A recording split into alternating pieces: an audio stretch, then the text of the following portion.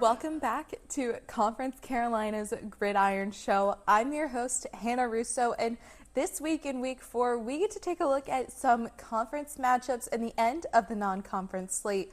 Before we do that, we are sitting down with UNC Pembroke's own Jamiel Davis to talk about his performance on defense this past Saturday. Jamiel, you all shut out Valdosta State for the first time since 1991 this past weekend. To you and to the defense, what does it mean to be the group that broke up that streak? To us personally, it feels very good because we're trying to set a standard at UNCP that we want to be the best defense around in conference or whether that's D2 in general. How do you work to be the best defense in Division Two or just in the conference? I feel like at first it starts with film and preparation and then just all around practice. And it's paid off with the two top 20 victories this season. What's been the key for you all to stay consistent against high-level opponents? Just staying focused, even with when we feel like we shouldn't have to work hard, we're always working hard. So I really just feel like it's the preparation with our coaches. Walk us through that fourth quarter interception. What'd you see developing on that play? Well, we were really in a zone. Well, we were in man, but Yeah. he went across the field and I saw my safety helping over top. So I played top shoulder and the play developed like that. What's going through your mind in that moment? Really that I wanted to take the ball back to the end zone, honestly. Like it was just an unreal feeling. And then walk me through that pick six. What were you feeling as soon as you stepped into the end zone?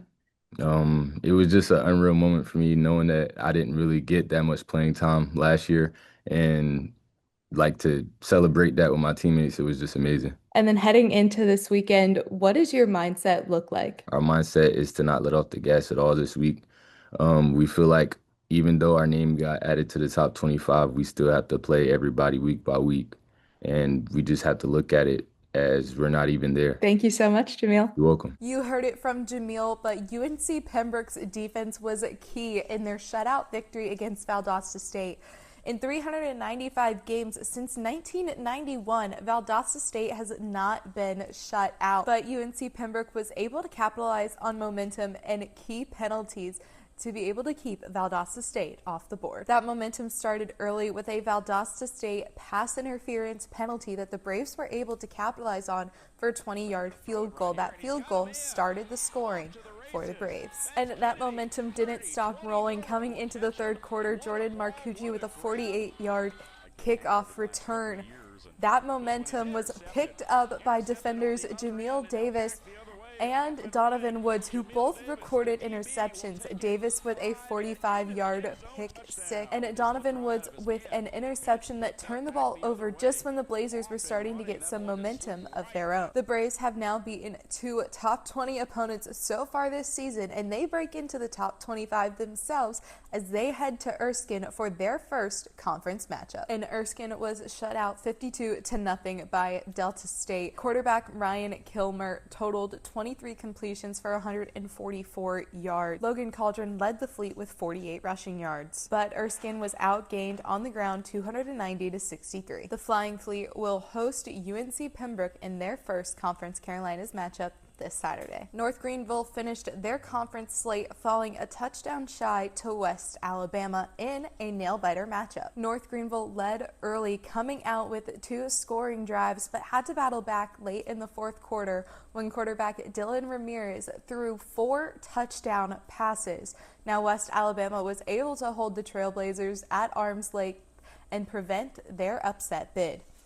North Greenville will head on the road this week for their conference matchup against Chowan. Chowan's first Conference Carolinas matchup, a close one against Shorter, 30-29. Chowan came out strong, moving the ball with short passes and key runs, but it was Shorter who struck first to ignite the back and forth narrative that would cement the first half. Both teams headed into the locker room with the scoreboard 21-20. Coming back in the second half, the rushing attack and defense were key priorities for Chowan to prevent Shorter from attempting a late rally. Jacoby Lane got the spark burning with a special teams 81-yard kickoff return, and on defense, Jaden Leonard and Justin Taylor both recorded an interception to hold Shorter at bay. Chowan will host Greenville for their second Conference Carolinas matchup, and Shorter will head on the road to Ferrum. Some great games in week 4, but week 5 is about to hold even more as we dive into Conference